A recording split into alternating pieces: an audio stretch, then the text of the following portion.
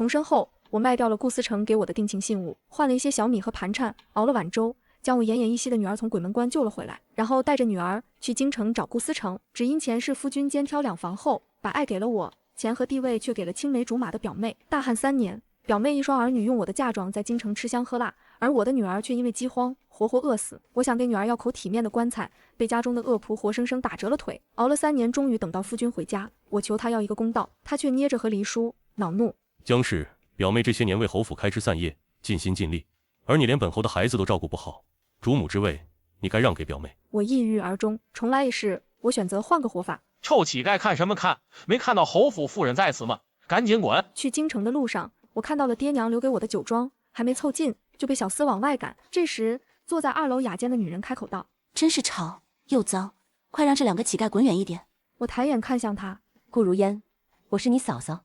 本还高高在上的顾如烟闻言一下愣住，她起身从楼上走了下来。她在江南时瘦骨嶙峋，粗布麻衣，如今的她穿金戴银，一身奢华高贵的云锦，俨然像一个京城贵妇。与之相比，我的身上破破烂烂，又风餐露宿了几个月，身上脸上都脏乱无比，和女儿2个人像极了乞丐。她表情一闪而过的厌恶，随后红了眼眶。江姐姐，你怎么来京城了？来之前应该知会我们一声，我们好派下人去接你啊。我知道她是口蜜腹剑的毒莲花，前世女儿死后，我也曾想去京城找顾思成，可他却买通了府里的管家，让人将我打成重伤，在床上躺了足足3个月。我牵着女儿的手，刚要说话，耳畔先传来一道熟悉的声音：“贪吃鬼，你爱吃的桂花糕，我给你买来了。”我回头望去，只见顾思成手里拿着桂花糕，笑意灿烂地朝我们走来。他走到了我们面前，亲密而又自然地点了点顾如烟的鼻子：“刚刚出炉的，尝尝好不好吃？”顾如烟略微得意，却又委屈地朝我看了一眼。你在看什么？顾思成顺着他的目光朝我看来，仅仅是一眼，原本灿烂的笑容就这样僵在了脸上。他慌乱地撤退了几步，手中的桂花糕也砸落在地，瞬间摔得粉碎。他压低嗓音质问我：“你怎么在这里？我不是告诉过你，你滑胎有旧疾，不适合舟车劳顿。你现在舟车劳顿不说，还把女儿也带来了，你简直是胡闹。”我静静地看着他，他似乎意识到情绪过于激动，语气又柔和了几分。婉婉，你是我的妻子，你要好好照顾身体，我们才能在一起长长久久，知道吗？我似笑非笑地问：“顾思成，你真是因为怕我舟车劳顿损害了身子，还是怕我发现我的嫁妆变成你的小妾产业？”我刻意提高音量，让周围的人都听清，这个酒庄是我江婉婉的嫁妆，宠妻灭妾是重罪，更别说小妾帮原配打理嫁妆了。顾思成整个人瞬间变了脸色，慌乱解释：“婉婉，你误会了，如烟只是为你分忧，她是我的表妹，随着我到京城照顾府中大小事务，你不感谢她就算了，你可不能责怪她。”顾如烟哭得梨花带雨：“就是呀，姐姐，我只是过来帮你打理一下，并没有想要侵占姐姐的嫁妆。你应该知道思成哥哥有多爱你，即使知道你以后再难以生育，不能为他传宗接代，老夫人多次提议想要休妻，或者给他房中添人，都被他拒绝了。你不能不信任他的。”2个人一唱一和，显得顾思成多么爱我。可我的心里只有麻木，没有人比我知道，让我不能再生孩子的罪魁祸首，就是面前这个唯利是图的男人。爹娘，你们站在门口做什么？爹爹，你给娘亲买的桂花糕呢？从酒庄的楼上跑下了一男一女2名幼童，他们一左一右地扑进了顾如烟和顾思成的怀里。娘亲，我冷笑：“姐姐听错了，他们喊的是姨娘。”我看向顾思成：“顾思成，你真是好爱我，爱我爱到和小妾生出了1双儿女，我身为当家主母，却全然不知情。”他顿时白了脸，下意识地抓住了我的手解释：“婉婉，如烟孤苦无依，她需要一个依靠，我能给她的只有这2个孩子。可你放心，我的心永远都是在你这儿。”前世我就是被这些话蒙蔽了一辈子，今生他是一点也没变。见我的眼神越来越冷，他整个人更加的慌乱。如果你不相信，可以随我去顾府看看。我和如烟一直都是分房睡，我睡主院，她睡偏院，我们之间没有爱情，只有兄妹的情谊。而我也从未说过如烟是侯府的夫人。顾思成确实没有承认过顾如烟是侯府的夫人，可是他也没有否认过，他给顾如烟所有的一切都肯定了他的地位。10年前，顾思成的表哥在战场上身负重伤，临死前将自己唯一的妹妹托付给了顾思成。当时的顾家一贫如洗，全靠我娘家和我的嫁妆才能过得如此体面。顾思成靠着我家资助高中，又利用我附中子帮皇后扳倒对手，在官场上平步青云之后，却只带表妹顾如烟去京城。他说进京路上山高路远，我刚刚滑胎，身子虚弱，承受不住，待到他在京城站稳脚跟，会风光的把我接回侯府。前世我就这样等了5年，等来的却是女儿被活活饿死，我被打残，还有一份早就谋划好了的休书。如今我不在意他到底爱不爱我，我只想拿回属于我的一切，让我的女儿健康快乐地活着。随着周围的百姓越聚越多，顾思成哑着嗓子再度开口：婉婉，你舟车劳顿，不如我们回府再说吧。我和女儿上了侯府的马车，马车很大，中间的案桌上还摆着精致的糕点、水果与茶具。女儿在看到瓷碗中被冰块包裹着的荔枝，疑惑地开口询问我：娘亲，那个是什么呀？女儿从出生起就没有吃过什么像样的水果，更别说这千金难求的妃子笑了。尽管她眼里满是渴望，可她只是静静地看着，没有动手拿。顾如烟的女儿直接拿了一个荔枝，递到了我女儿手上。尝尝呗。女儿看了我一眼，在得到我允许之后，将没有剥壳的荔枝直接塞进了嘴里。顾如烟的一双儿女哈哈大笑起来。你这是哪里来的土包子？怎么连荔枝都不会吃？这种水果是要剥皮的，你们乞丐不会真的什么都吃吧？吃相真难看。女儿顾思婉瞬间涨红了脸，不知所措。顾如烟轻笑一声：谁让你们这么说姐姐的？两个孩子被顾如烟这么一凶，立刻躲进了顾思成的怀里。爹爹，娘亲凶我们。顾思成笑着安抚两个孩子。你们说的对，那个孩子确实没。直到察觉到我冰冷的眼神，他才把想说的话咽了回去。我让女儿将荔枝吐出来，重新包好，喂给她吃，她却没再抬起过头。我愈发心疼了。我和女儿被安排洗漱更衣，刚穿戴好，顾思成推门闯了进来。婉婉，我好想你。而我不着痕迹地躲开，他便迫不及待地开口：你和女儿在京城好好玩几天，过段时间我就让管家送你们回去。我笑了。回哪去？回到依旧闹着干旱的地方。面对我一句句质问，他开口解释：你不知道京城险恶，我又身为侯爷，现在很多人把我视为眼中钉、肉中刺。你和孩子是我最在乎的人，我不想看着你们出事。他的话破绽百出，如果他真的心疼我的孩子，当初也不会设计用我的孩子上位了。我冷笑：在京城锦衣玉食，我和女儿会出事；到了乡下连饭都吃不起的地方，我和女儿就能活得好好的了。你怎么可能饭都吃不起？咱们不是还有仆人？而且我每个月也会给府上打去银钱。顾思成直接脱口而出，而我笑得更灿烂了。那你觉得家底丰厚的我和女儿，为什么要一路逃难，当乞丐一样来京城呢？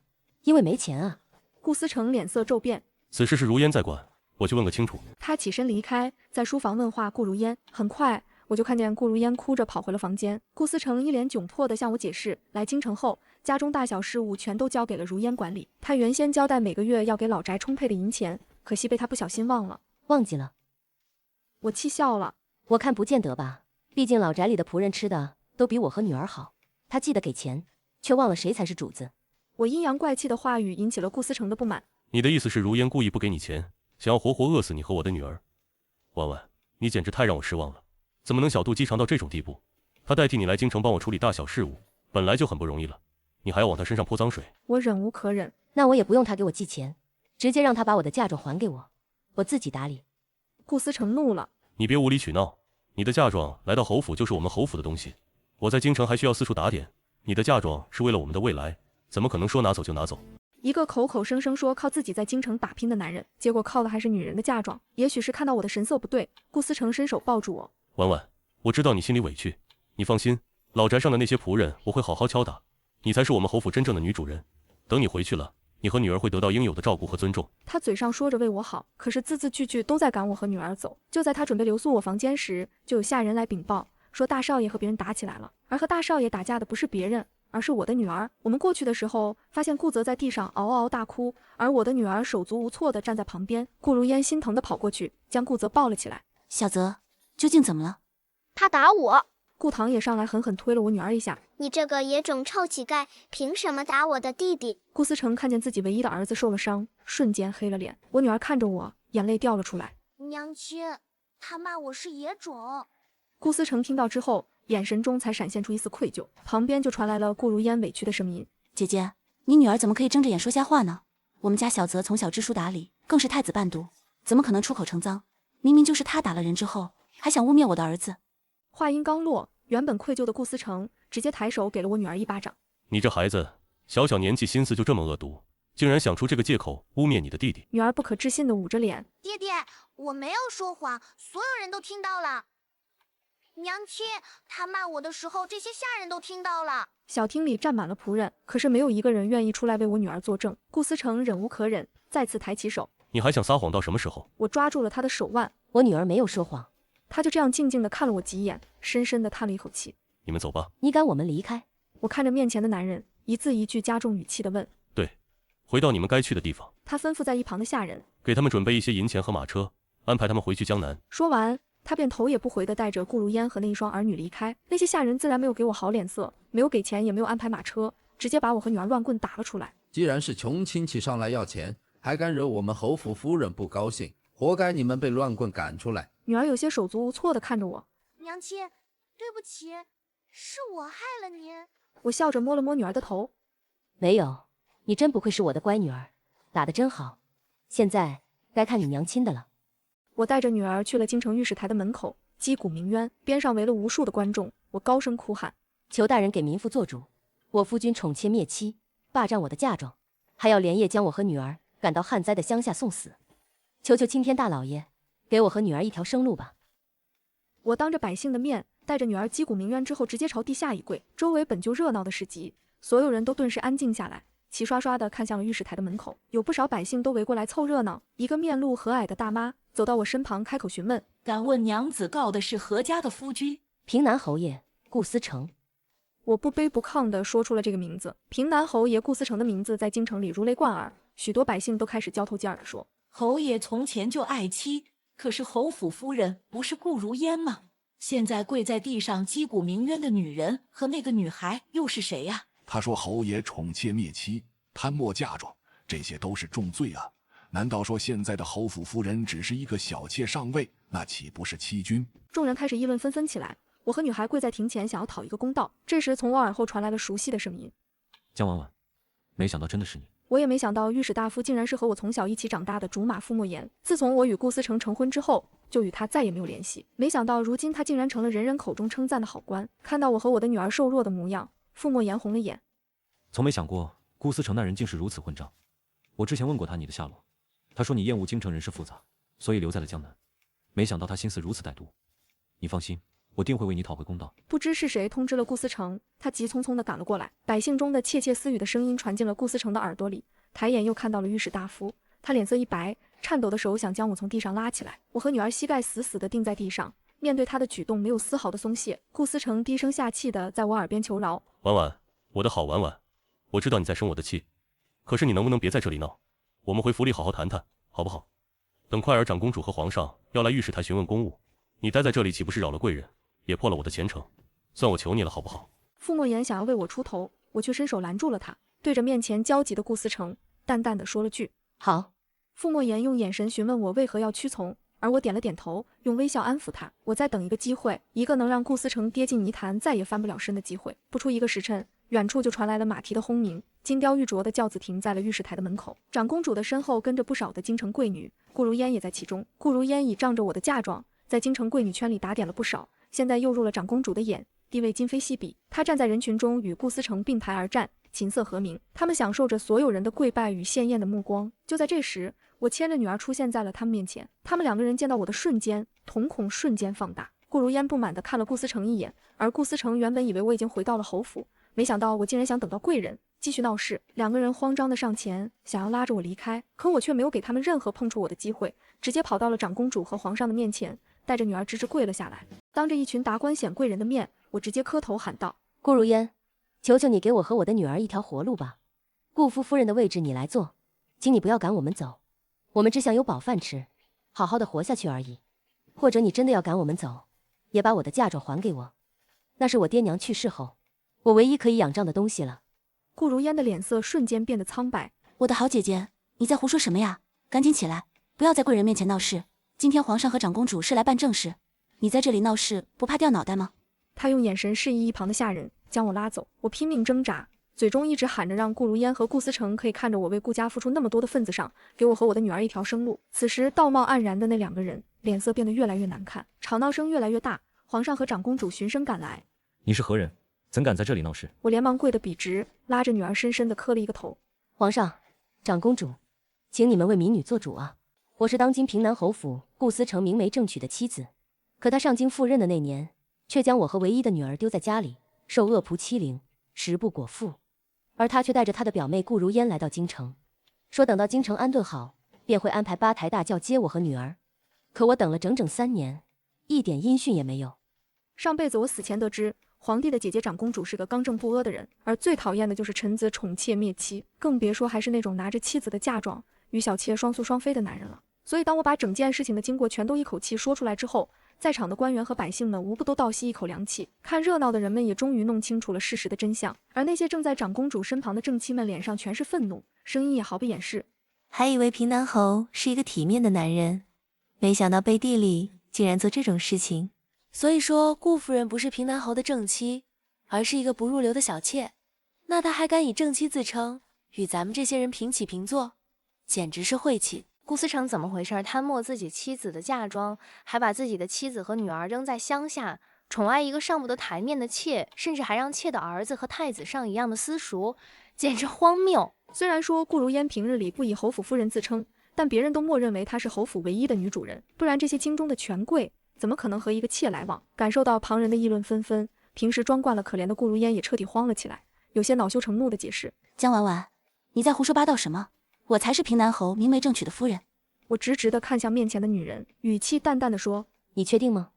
皇上在这里，长公主也在这里，如果你敢说谎，当面欺君可是砍头的大罪。顾如烟听完之后，整个人吓得后退2步，身子发软，险些瘫坐在地上，被站在他身后的顾思成一把扶住了腰肢。顾思成到底是见过世面的人，他挺直了身子，朝着皇上义正言辞地开口：自然能确定，顾如烟才是我明媒正娶的妻子。顾如烟听到他这么说，两人对视，会心一笑，彻底稳住了心神。顾思成跟皇上和长公主磕头认罪：皇上、长公主，请你们不要误会，这一名女子不是臣的妻，而是臣的妾，是臣没有处理好家事，在这里惹了众人笑话，现在我就命人将她带走，希望皇上和长公主不要误会。而且这贱妇出生草芥，怎可有如此名贵的嫁妆供我挥霍？此话一出，现场顿时安静了下来。毕竟双方各执一词，如果没有确凿的证据，也实在没有方法定罪。顾思成见众人的态度有松动，立刻大力地将我拉起，想要带着我和女儿离开。他压低声音在我耳边警告：江婉婉，你真是胆子太大了，如今把事儿捅到了皇上和长公主的面前，你是不是故意想看我死？你放心，你无权无势，没有人会理会你，你还是安心回老宅度过你的余生吧，否则我向你保证，你不仅会一无所有，也保不住你唯一的女儿。就在他想要强行带我离开的时候，傅莫言站了出来：臣可以作证，江婉婉确实是顾思成明媒正娶的妻子。顾思成忍不住大声呵斥：傅莫言，你在朝堂上就处处针对我，现在你却拿这种莫须有的事情压在我头上，你是何居心？趁他不备，我从怀里拿出了我和顾思成几年前的婚书，递到了皇上的面前。皇上、长公主，我真的没有撒谎，婚书在上，我是顾思成明媒正娶的妻子，而这个是我的嫁妆册子。虽然我出生草芥，可不代表我一无所有。婚书上不只有我和顾思成的签字画押，还有具体信息以及家人的名字，上面都盖好了官印，证实了这本婚书是货真价实的。皇上眼尖的看到了我父亲江澄的名字，有些欣喜而激动地说：你是江南首富江澄的女儿？我点了点头。是。傅莫言适时的开口：皇上，我和这位江小姐从小一起长大，也可以作为人证，证实她是顾思成明媒正娶的妻子。江家满门忠烈，在国库告急之时，捐出了全部的家产报效朝廷，可却遭奸人所害，全家惨死，只剩下了这唯一的独生女。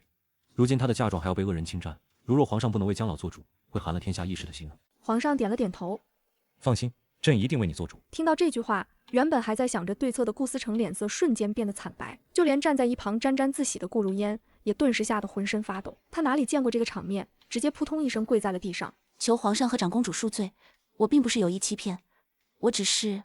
顾如烟跪在地上支支吾吾半天，也没想好怎么解释，而站在一旁的顾思成也直接跪了下来。臣有罪，隐瞒了皇上和长公主。江婉婉确实是臣的发妻，但是顾如烟也是侯府夫人。当初表哥把如烟托付给我，我就许诺会让如烟与婉婉做平妻，没有小妾和正妻之分。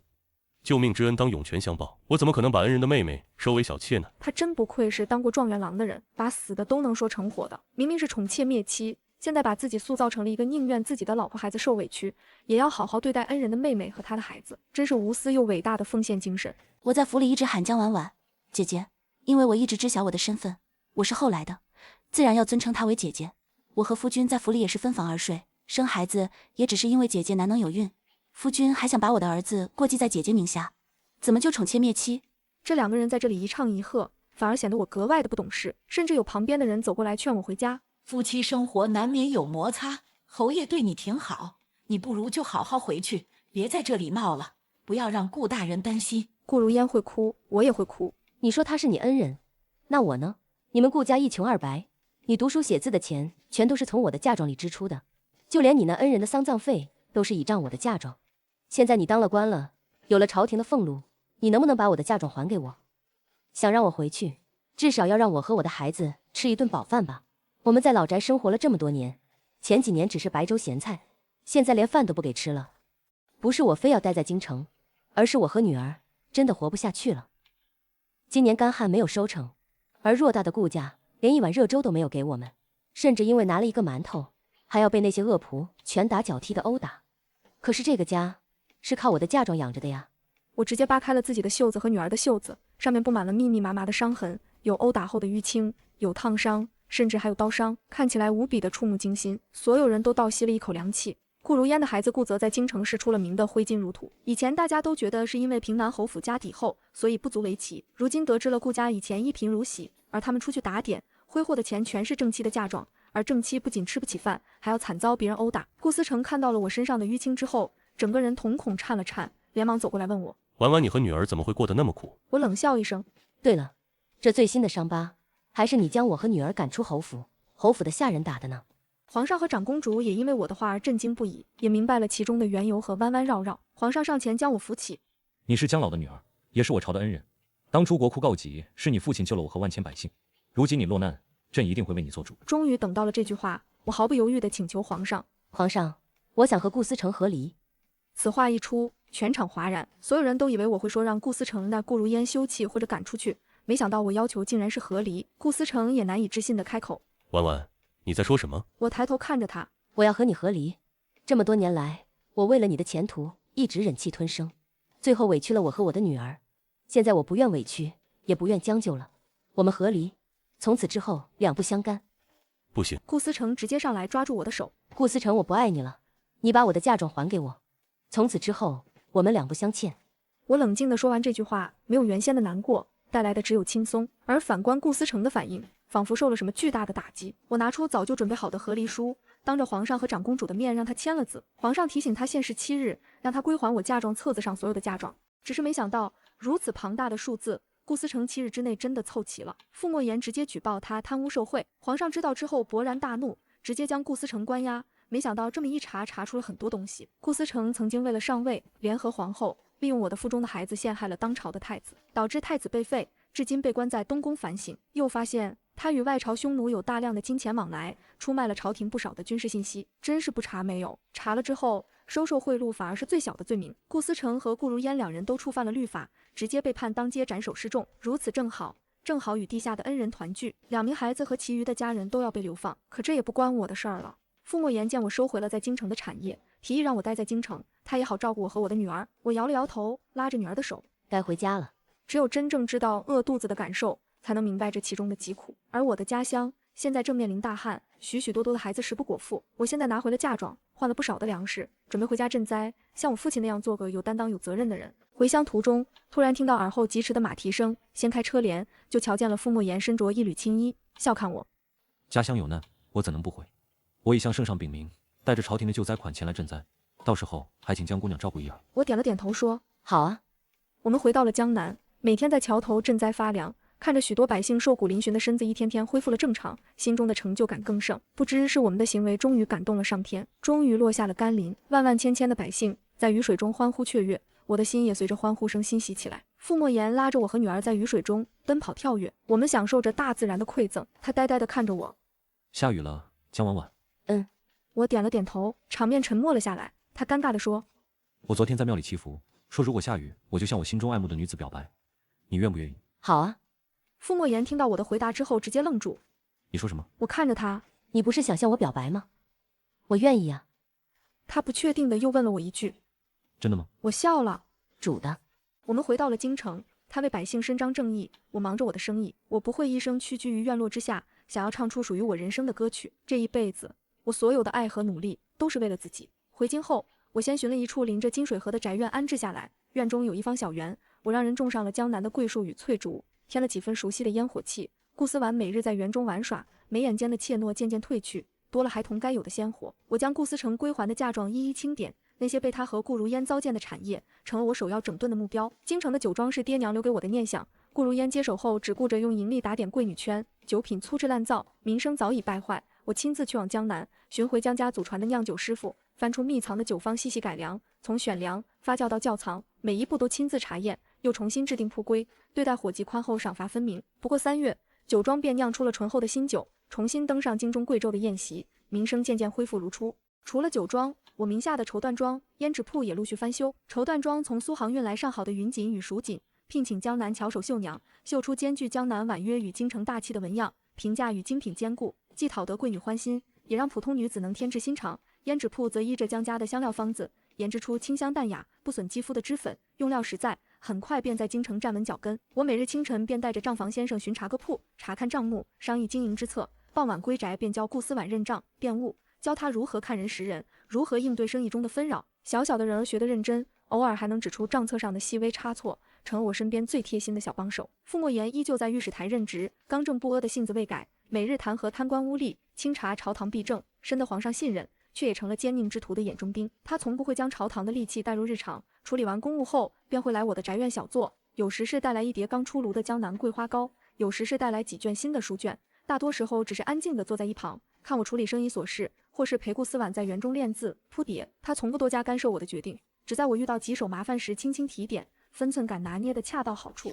有一次，京中一位权贵看中我的绸缎庄，想强卖，派家丁砸了铺子，我还未想出应对之法，傅莫言便已将其欺压商户的证据禀明皇上，那权贵被削去官职，罚没家产。经此一事，京中再无人敢轻易招惹我，我的产业也得以安稳经营。春日里，江南传来部分州县涝灾的消息，我想起前些年大旱的惨状，心中不忍，立刻从粮行调出大批粮食，又拿出一部分盈利，派心腹运往江南，让老管家组织人手开粥棚赈灾，修缮堤坝。傅莫言得知后，向皇上禀明此事，主动请命带着朝廷粮款前往江南协助。离京前，他细细叮嘱了我出行的注意事项，安排心腹护卫守在宅院四周，事事考虑周全。他在江南待了近1个月，归来时晒黑了些许，却带回了涝灾见消的消息，也带回了江南百姓的感激。他将江南的见闻细细说与我听，说粥棚前百姓眼中的希冀，说修缮后堤坝的牢固。我听着，心中满是欣慰，终究是像爹爹一般，做了些为百姓着想的事。